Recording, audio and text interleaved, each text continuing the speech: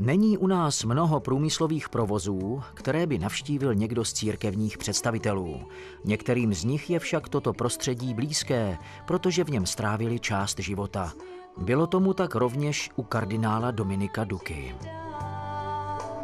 Já vás všechny vítám zde v areálu akciové společnosti První brněnská strojna Velká Bíteš. Sešli jsme se dneska při takové slavnostní příležitosti pro vysvěcení. Jak vidíte, ví to lépe, jak my tady s panem kardinálem, nástavby nebo přístavby nebo nové části budovy divize letecké techniky. Bože náš Otče, stvořil si nás a pro nás podivuhodný svět.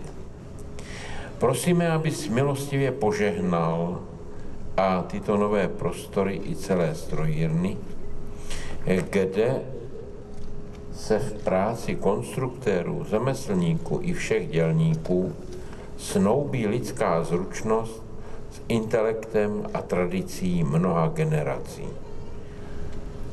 Vážení přátelé, především vedení vašeho podniku, já bych chtěl poděkovat za to, že jsem vás mohl navštívit a mohl jsem zase po opravdu dlouhé době jedné generace vidět provozy, kterých jsem se ne přímo zde, ale strojírenské provozy, kterých jsem prožil 20 let, jednak před studiem teologie a později jako bez státního souhlasu do 31. ledna 1990, kdy jsem byl pracovníkem oborového podniku Škoda.